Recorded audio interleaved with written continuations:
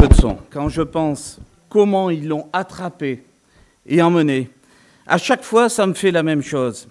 Ils sont venus armés jusqu'aux dents. Et Judas était avec eux. Il a osé embrasser Jésus, ce traître. Nous, on ne savait pas comment réagir, on était sous le choc. Sauf Pierre. Lui, il a bien tenté quelque chose. Il a sorti son épée, crac, il a frappé. Mais Jésus l'a arrêté dans son élan. Et il s'est même livré sans résistance. Et nous tous, on s'est enfuis comme des lâches. Bon, excusez-moi, je me suis laissé emporter. On m'a demandé de donner mon témoignage ce matin sur les événements qui se sont passés autour de la crucifixion de Jésus. Mais il faut d'abord que je commence par me présenter et que je vous donne le contexte. Je suis Jean, fils de Zébédée et de Salomé. Mon père était le propriétaire d'une flotte de bateaux de pêche. Notre famille est connue dans toute la région de Tibériade. Mon père était riche, il employait de nombreux ouvriers pour son activité de pêche. Il faut dire qu'il y avait de quoi faire. Le lac est immense. Il fait plus de 23 km de long et 13 km de large. Les poissons sont succulents, à tel point qu'on venait de toute la région à l'époque pour acheter nos poissons à la criée de Capernaum. Nous en vendions même à Jérusalem sur le marché de la porte des poissons. Il faut dire que notre lac est très poissonneux. Il y a plus de 22 espèces recensées dans ce lac, de la brème, de la carpe, de la perche. Mais attention, on ne consomme pas tous les poissons, que ceux qui sont purs. Le reste, on les rejette à l'eau. Notre bon poisson est mangé grillé, salé ou même séché. Enfin bref, j'ai un grand frère qui s'appelle Jacques. Depuis tout petit, on a suivi notre père qui nous a tout appris sur l'art de la pêche. Alors tout naturellement, en grandissant, on a pris notre place dans l'affaire familiale. Jacques et moi avons un tempérament un peu volcanique.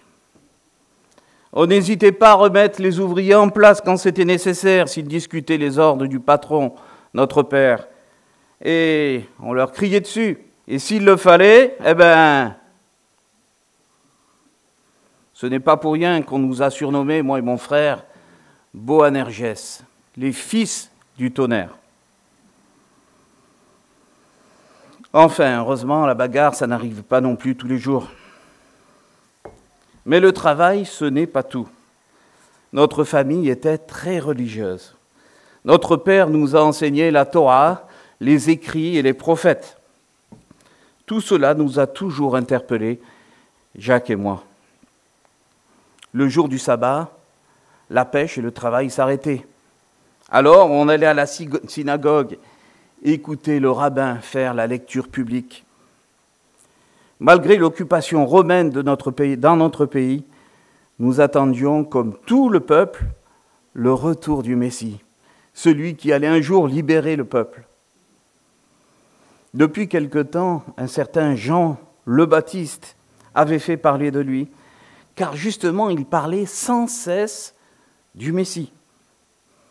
Sa renommée était venue jusqu'à nous en Galilée. Il avait dit aux autorités juives que lui n'était pas le Messie, mais qu'il avait pour mission de préparer sa venue.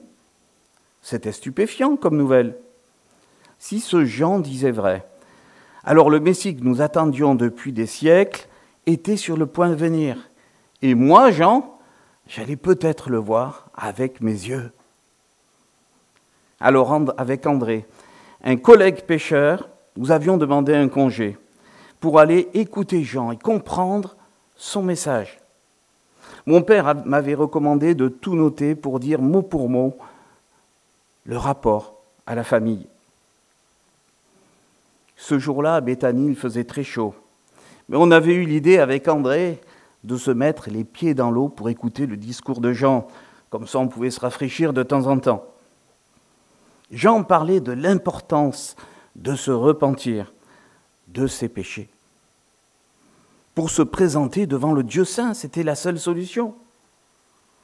Selon lui, on ne pouvait pas rentrer en contact, se présenter devant Dieu de n'importe quelle façon. Je n'avais jamais entendu un tel discours. Et j'avoue que j'étais ébranlé intérieurement. Et je n'étais pas le seul d'ailleurs, car son discours attirait des foules nombreuses. Pendant que Jean prêchait, un homme s'est approché de lui.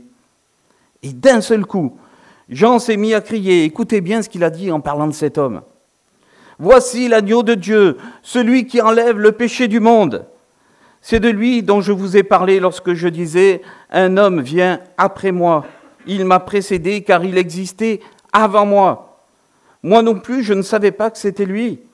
Mais si je suis venu baptiser dans l'eau, c'est pour le faire connaître au peuple d'Israël. Je l'atteste solennellement. Cet homme est le Fils de Dieu. » Chers amis, le silence était total dans la foule, comme maintenant. Mais l'homme en question s'est retiré, sans dire un mot.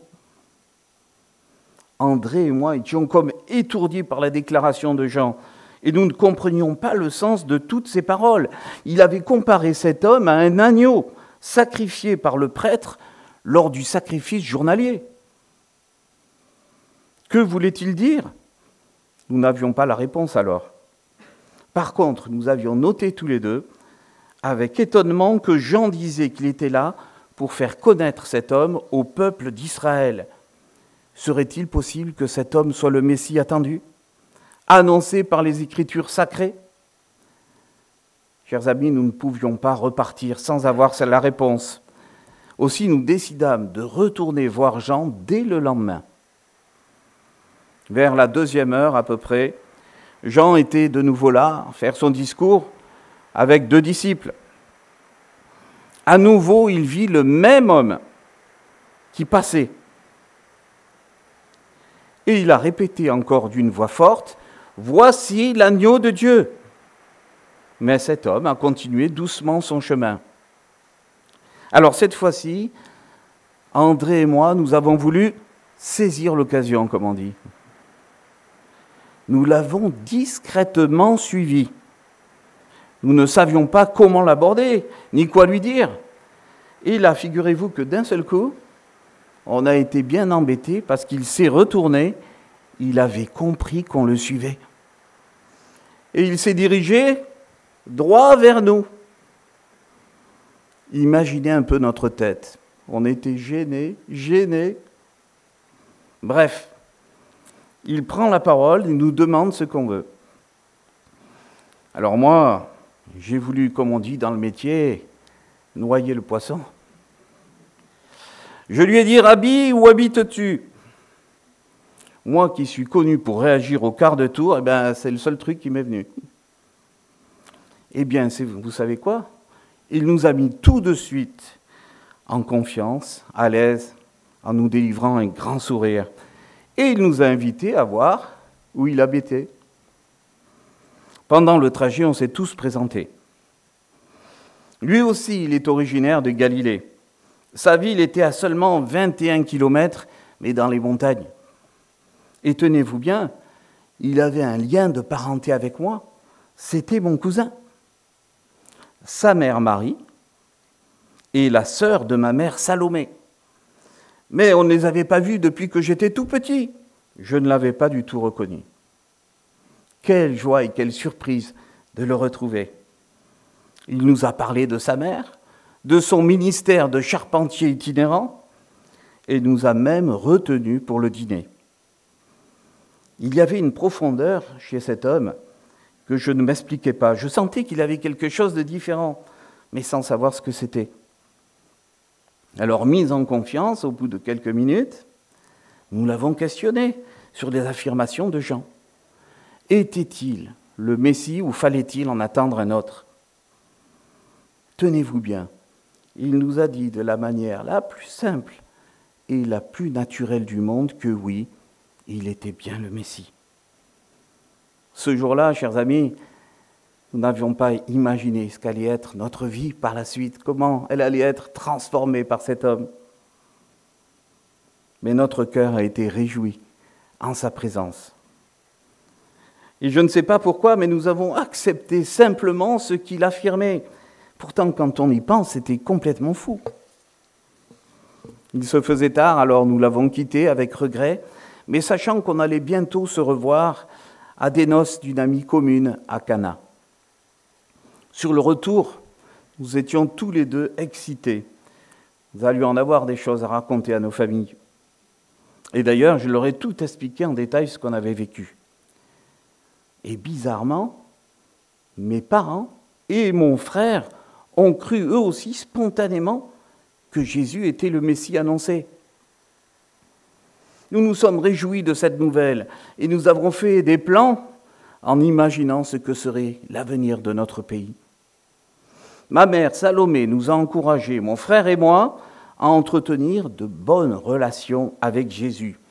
S'il devait devenir quelqu'un d'important, alors autant avoir des bonnes places à ses côtés. C'était bon pour la famille et bon pour les affaires. Voilà ce qu'on pensait à l'époque, chers amis. Et effectivement, nous avons revu rapidement Jésus aux noces de Cana.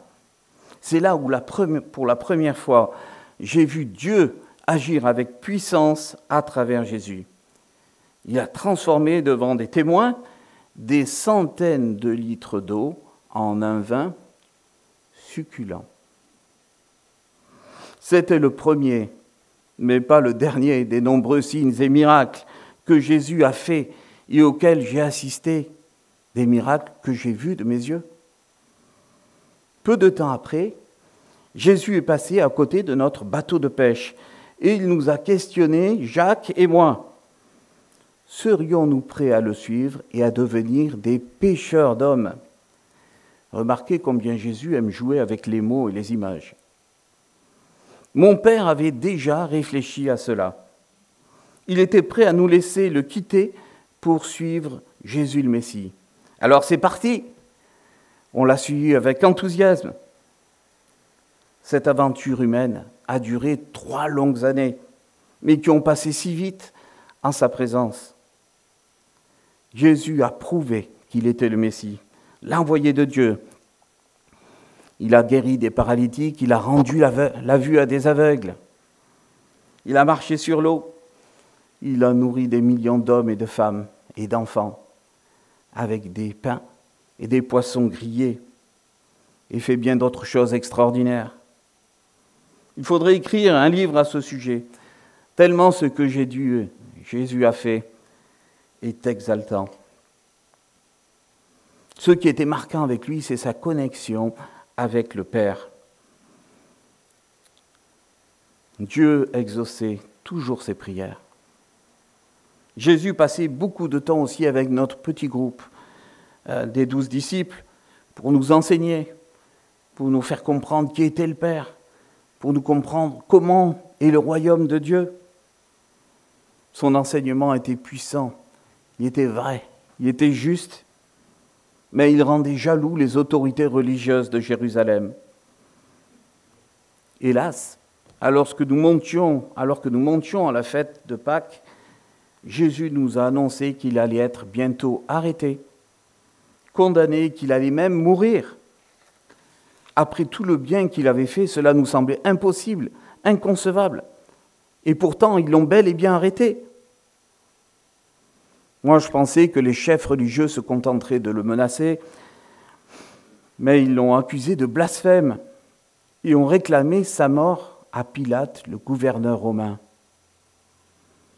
Alors celui-ci, dans un premier temps, l'a fait battre pour les satisfaire. Vous auriez vu ça, c'était horrible. Les soldats l'ont battu, puis fouetté jusqu'au sang. Mais ça ne leur a pas suffi. Les chefs religieux ont exigé sa mort en prétextant que Jésus s'était autoproclamé roi des Juifs et qu'il voulait soulever la foule et le pays contre Rome. Alors le gouverneur a fini par céder et ils ont crucifié Jésus. Crucifié. Vous savez ce que c'est qu'être crucifié? C'est le châtiment le plus horrible et le plus cruel qu'on inflige aux criminels les plus graves, les crimes les plus graves. Moi, je l'ai vu souffrir et mourir devant moi. Jésus ne méritait pas cela. C'est trop injuste.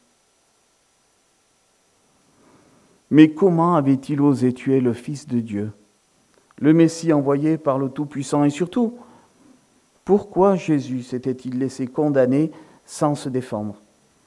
À tout moment, il aurait pu disposer d'une centaine d'anges au moins pour venir le délivrer. Et pourtant, il s'est laissé faire sans dire un mot.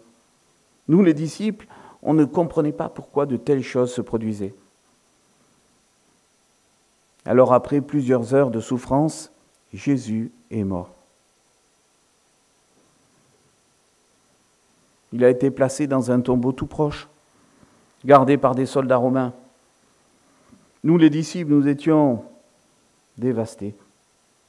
Pourquoi Jésus était-il mort? Quel était le sens à tout cela? Pourquoi Dieu avait-il permis que de tels événements se produisent? KO devant cette tragédie, nous n'arrivions pas à nous séparer et nous parlions sans cesse de ce qui venait d'arriver. Tout ça pour en arriver là. Nous nous sentions découragés, on était sans force. Même Pierre était prostré dans un coin. Nos espoirs étaient anéantis. Et en plus, nous nous sentions menacés. Car s'ils avaient tué notre rabbi sans hésiter, pourquoi n'en ferait-il pas de même pour nous? On passait notre temps à prier comme Jésus nous avait enseigné à le faire. Mais nos prières étaient remplies de souffrance, d'incompréhension et de culpabilité même. Car au jardin de Gethsémani, nous avions tous abandonné Jésus. Mais le dimanche matin, il s'est passé quelque chose de bizarre. Marie de Magdala et des sœurs se sont rendues au tombeau de Jésus. Elles espéraient pouvoir embaumer son corps tout à nouveau, mais à leur arrivée, non seulement la pierre était roulée, mais en plus le tombeau était vide. Elles disaient que quelqu'un avait volé le corps de Jésus. Elles étaient scandalisées et catastrophées. Cela nous a fait à tous un choc. Alors sans se consulter, Pierre et moi sommes partis en courant. On voulait le voir de nous-mêmes. Je suis rentré à la suite de Pierre dans la tombe. Pas de Jésus. Ses linges funéraires étaient répandus à terre, sauf ceux qui avaient entouré sa tête et qui étaient pliés soigneusement à l'endroit même où Jésus avait posé sa tête. Et là, voyez-vous, j'ai compris et j'ai cru. Je me suis rappelé ce que Jésus nous avait dit, que si le Père Céleste l'aimait, c'était parce qu'il donnait sa vie, mais qu'ensuite, il la reprendrait. Et aussi que personne ne pouvait lui ôter la vie qu'il l'a donnée de son propre gré. Voilà pourquoi il ne s'était pas défendu devant les autorités. Il avait accepté de mourir volontairement, il s'était sacrifié. Mais pourquoi avait-il fait cela? Il me manquait des éléments pour tout comprendre. Mais enfin, je retrouvais l'espérance. L'espérance de voir mon maître vivant. Avec Pierre, nous étions perplexes et dans l'expectative. Nous sommes rentrés pour tout dire aux disciples. Il fallait rester ensemble et attendre la suite des événements. Quand les maris sont revenus, elles nous ont dit une chose stupéfiante. Elles venaient de voir Jésus en personne et il leur avait même parlé. Mes frères étaient partagés avec cette nouvelle. Quelques-uns croyaient en cette résurrection, mais d'autres avaient encore des hésitations. En tout cas, l'état d'esprit de tout le groupe changea dès ce moment-là. Nous passâmes du désespoir à l'attente fiévreuse de ce qui allait suivre. Et dans les heures qui ont suivi, nous avons parlé sans cesse de tous ces événements pour essayer de comprendre ce qui était en train de se passer. On s'est souvenus ensemble de ce que Jésus nous avait dit un jour, en nous prenant à part, nous, le groupe des 12. Il nous avait dit que ce que les prophètes avaient écrit au sujet du Fils de l'homme allait s'accomplir sous peu, qu'il serait remis entre les mains des païens, qu'on se moquerait de lui, qu'on l'insulterait et qu'on cracherait sur lui. Et il avait même décrit qu'on le battrait à coups de fouet et qu'on le mettrait à mort. Mais, avait-il rajouté, 3 jours après sa mort, il ressusciterait.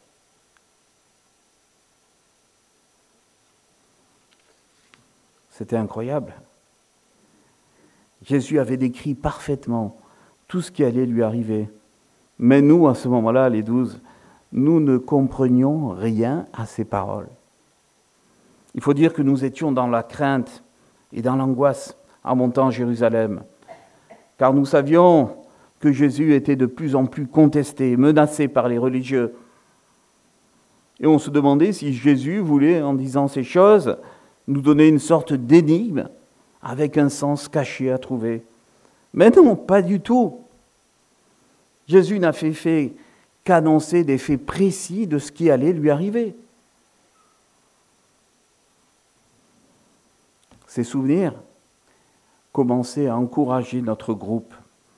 Si Jésus avait bien tout annoncé le concernant, y compris sa résurrection, alors on pouvait vraiment croire qu'il était ressuscité. Nous avons commencé à prier ensemble. Ce n'étaient plus des prières de désespoir, mais des prières où nous avons confessé avec confiance, notre confiance à Dieu. Jésus avait tout maîtrisé du début à la fin. Tout ceci avait un sens. Et nous aurions voulu tout comprendre tout de suite. Mais il fallait être patient et attendre ce que Dieu allait encore nous révéler plus tard. Après ce temps de prière, nous nous sommes sentis fortifiés. Ce même soir, nous étions toujours à la même maison, à part Thomas qui avait quelques affaires à régler ailleurs. Nous avions tout cadenassé à double tour, car les chefs religieux avaient fait un scandale suite à la disparition du corps de Jésus. Ils avaient répandu le bruit que les disciples, c'est-à-dire nous, avions volé son corps pour faire croire à sa résurrection. Ils nous faisaient rechercher pour nous arrêter. Nos vies étaient vraiment en danger. Tout à coup, le Seigneur est apparu au milieu de nous. Comment était-il rentré alors que les portes étaient verrouillées? Mystère. Aucun autre homme ne peut faire ça. Nous attendions un long discours de sa part, mais il nous a simplement dit « Shalom, que la paix soit avec vous ». Oui, nous en avions vraiment besoin de cette paix et de sa bénédiction, tellement nos esprits étaient confus. C'était enfin comme si on sortait d'un long cauchemar. Pour nous rassurer, nous fortifier, immédiatement, Jésus nous a montré les traces des clous dans ses mains. Et effectivement, ses mains portaient les traces de clous qui les avaient transpercées sur la croix.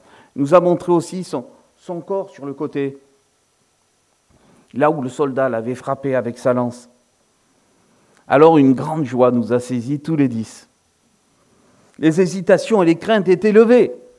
Nous retrouvions le Seigneur en chair et en os. Là, j'avais envie de le serrer dans mes bras, avec plein de joie et de la reconnaissance. Notre tristesse et notre mélancolie avaient été immédiatement changées dans une joie intense et profonde.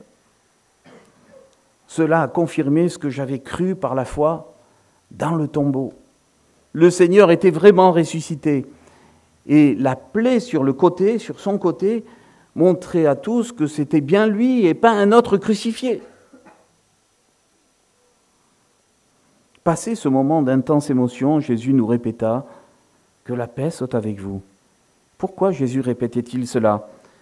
Je me suis rappelé alors que lorsqu'il nous avait promis l'Esprit Saint, il disait que lui partirait, mais qu'il nous laisserait sa paix, son esprit. Quelle était cette paix? Une paix certainement en rapport avec ce que nous venions de vivre maintenant. Enfin, Jésus nous a parlé de notre mission pour l'avenir. Et il a dit, comme le Père m'a envoyé, moi aussi, je vous envoie maintenant. Nous avons pu alors manger avec lui et se réjouir ensemble. Puis il a disparu, aussi soudainement qu'il était arrivé. Mais désormais, nous étions pleins d'espoir.